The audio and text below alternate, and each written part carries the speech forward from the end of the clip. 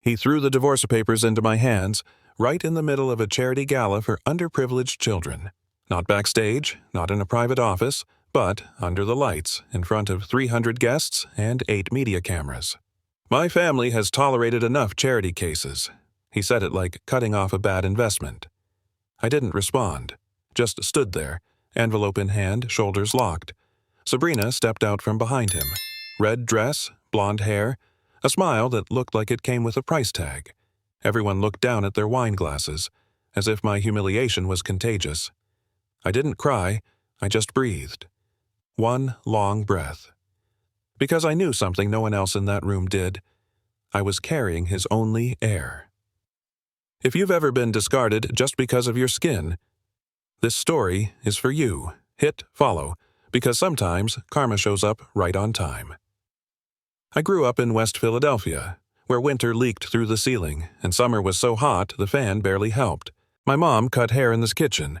Her salon chair was an old wooden one with a towel draped over it. Whenever clients came, I had to stack my school books on the bed, make room for lives more tired than mine. White folks called her Miss D. No one asked her real name. No one thought she had anything to say beyond hair tips. I once asked her if that bothered her. She said, "They can call me whatever they want, long as I know who I am." When I think about that night, how Jonathan threw me out of his world, I realize maybe I learned how to stand up in that cramped little kitchen. A long, long time ago, junior year, I told my principal I wanted to apply to Harvard. She tilted her head, glanced at my file, and smiled. "Harvard's not realistic for you, honey." No malice, just the voice of someone who'd seen too many black students give up halfway. That night, I studied next to the kitchen sink. The fan buzzed. Mom dozed off beside the radio, scissors still in hand. I didn't have a tutor, didn't have test prep money, just an old SAT book from the library and sticky notes plastered around my bed. I earned a full scholarship. The following spring, I became the first student from our school admitted to Harvard in 18 years. I didn't tell the principal, just sent her a card. No words, only 3. I got in. That year's conference was held in Manhattan. I was the youngest panelist. Topic: Educational Equity in a Post-Pandemic World. I spoke about kids with no Wi-Fi, no desks, no voice. The room went still when I ended with, "If the system was never built for us, who's responsible for fixing it?"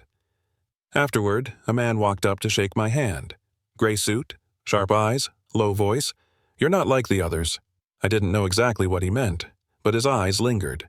And in the weeks that followed, we met again. Coffee, texts, late nights talking policy and justice. For the first time, I thought, maybe love and purpose didn't have to cancel each other out. The engagement party was held in the Whitmore Estate garden. Grass hand-trimmed. Wine selected by a French sommelier.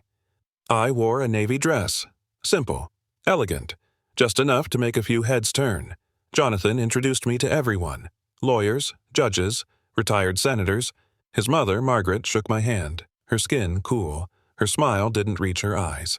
As I turned away, I heard her say to someone beside her, "He always liked charity cases."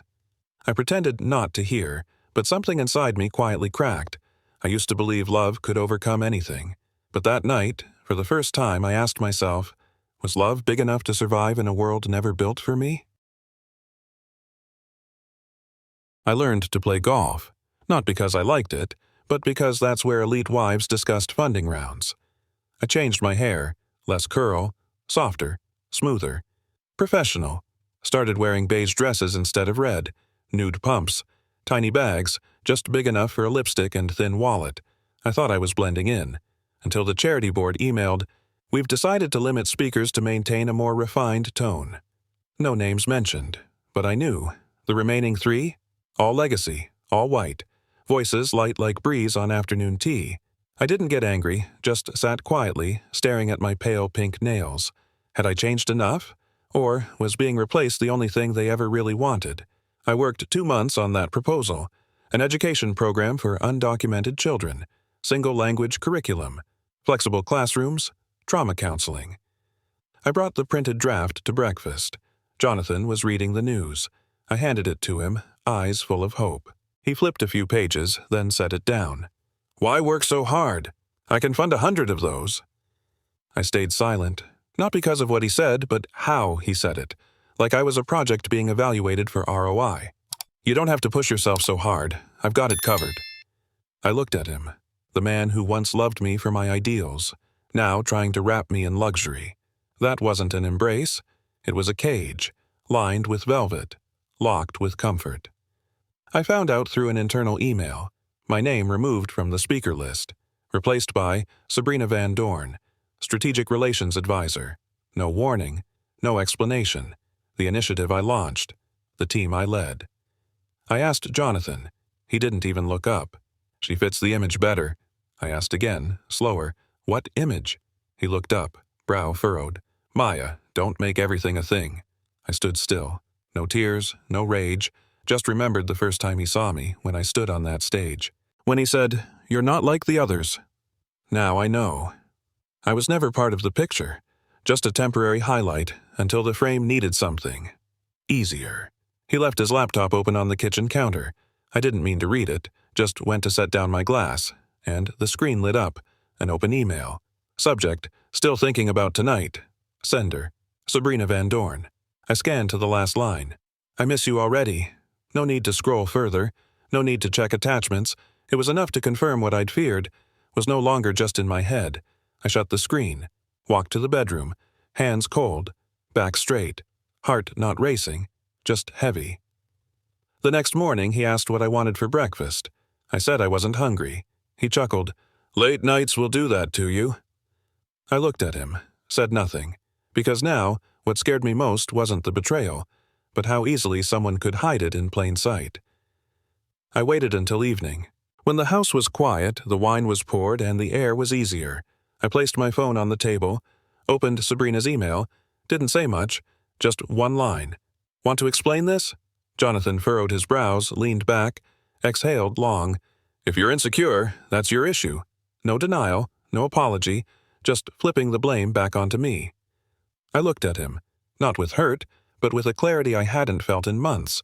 Have you ever been made to doubt your own feelings? Comment, "Been there," if you know the weight of that silence. I didn't yell, I just stayed silent, and maybe that made him more uncomfortable than anything else. My lawyer's name was Ellis. Calm voice, every sentence weighed before it left his mouth. We sat in a small meeting room, cold leather chairs, sterile white light. I asked directly, "If I file for divorce, what do I get?" Ellis opened the folder. "Not much, but there's one thing worth noting." He slid a document across the table. I read it carefully, then read it again. The Whitmore family fortune, a trust worth hundreds of millions, was only to be passed down to a legal heir born within the first marriage. Not a partner, not a mistress, only a child, born within the bounds of law. I set the paper down and looked up. Ellis nodded slightly. "That's why they're rushing." I didn't grasp everything just then, but a part of me started to understand. This fight wasn't over, not yet. The charity I co-founded 6 years ago, the one that used to print my name on every invite, the one that once handed me a mic and called me the inspiration. On a Monday morning, I got the notice, removed from the board. No reason, no meeting, just a flat, emotionless email. That afternoon, a headline popped up under breaking news. Maya Thompson, the problematic wife? Below was a photo of me walking out of an event, lips pressed tight. The subheader read, "Insider sources cite erratic behavior, unclear vision, and disruptive personal dynamics." No one called to ask my side. No one issued a correction. I used to be the face of the mission. Now I was just a shadow beneath a headline. And the part that hurt most was that I once believed they'd protect me. Or at least, remember who sparked the very first idea. Margaret invited me to the main house. No Jonathan, no tea, just 2 chairs facing each other and a curtain no one pulled open. She looked at me, voice polished like something rehearsed. "Our family handles things internally. Silence is how we honor tradition." I didn't respond. She continued, "You'll be given a smooth transition. We only ask one thing. Don't make this a public spectacle." The room felt colder than usual. My hands tightened in my lap, but my lips stayed firm. I nodded, slow, polite, as if agreeing. But she didn't miss the look in my eyes, because not all silence is surrender. Some silences are just a step back before the leap, and she knew. I'm not the kind of woman who leaves without leaving a mark. That year's gala was held at the Art Museum. High ceilings, warm lighting, soft jazz. I wore a black gown, standing beside Jonathan like always. When the MC invited him to speak, I expected a thank you speech, like always. But this time, he held the mic and looked straight at me. We're moving forward with a divorce.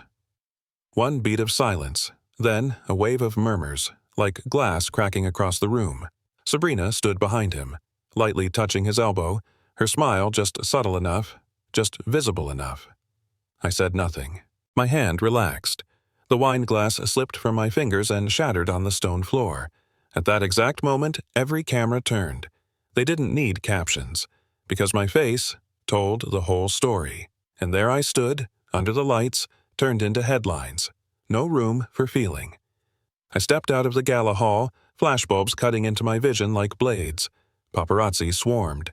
Cameras blinked in rapid fire, my name tossed at me like bait. Maya, is it true he left you?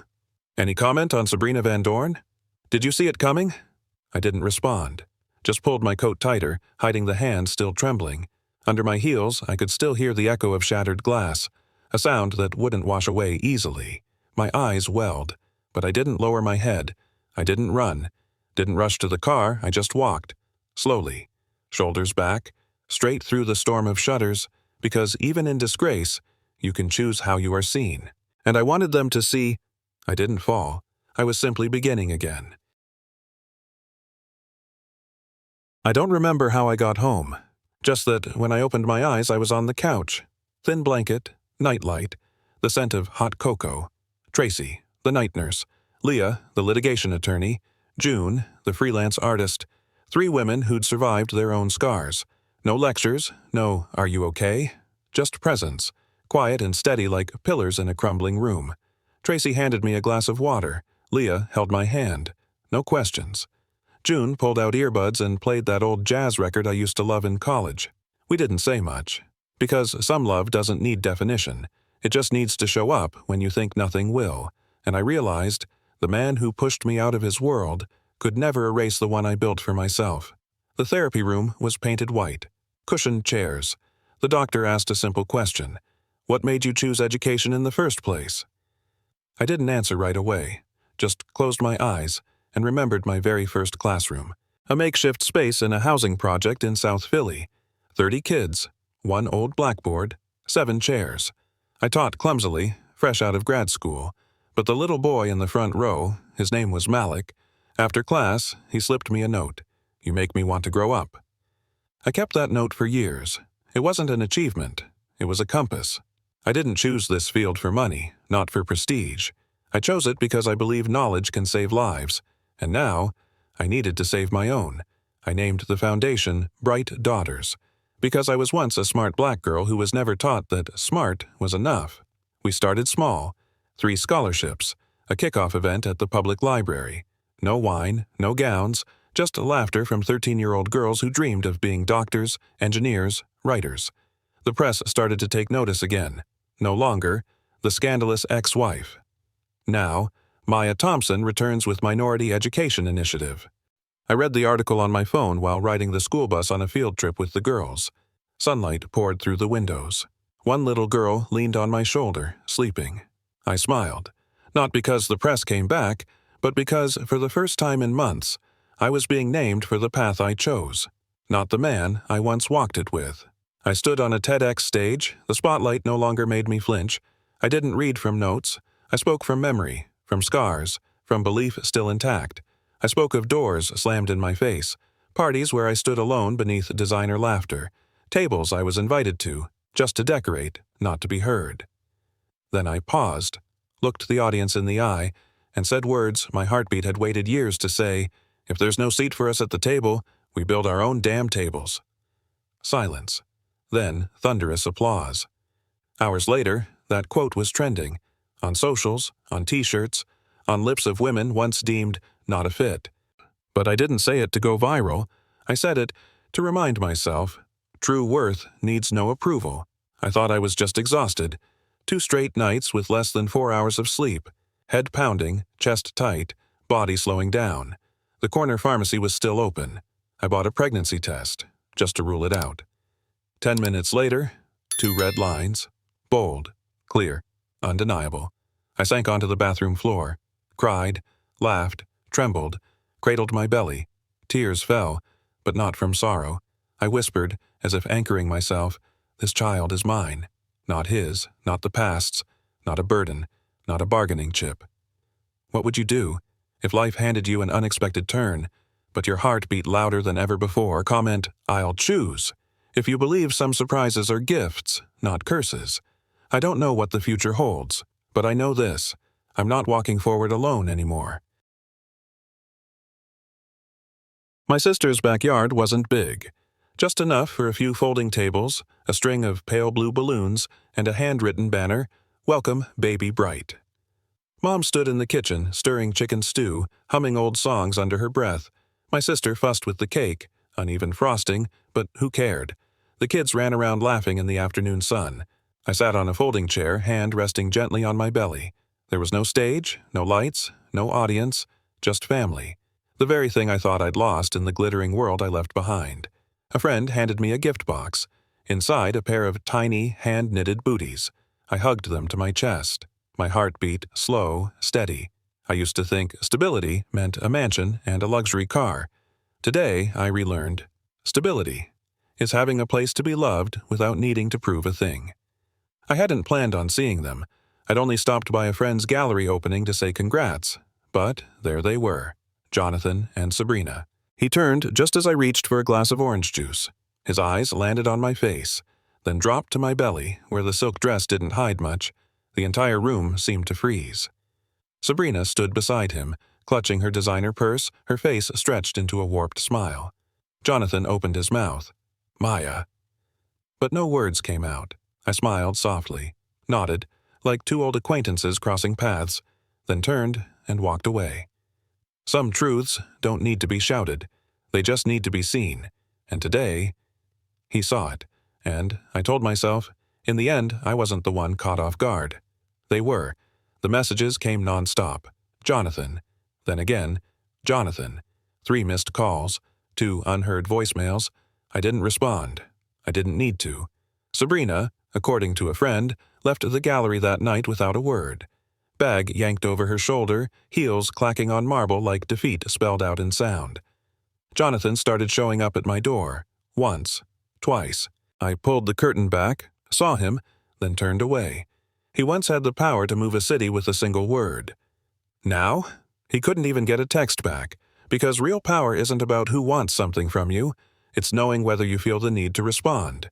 And I chose silence. Not to win, but to prove I have nothing left to lose, because I've reclaimed myself.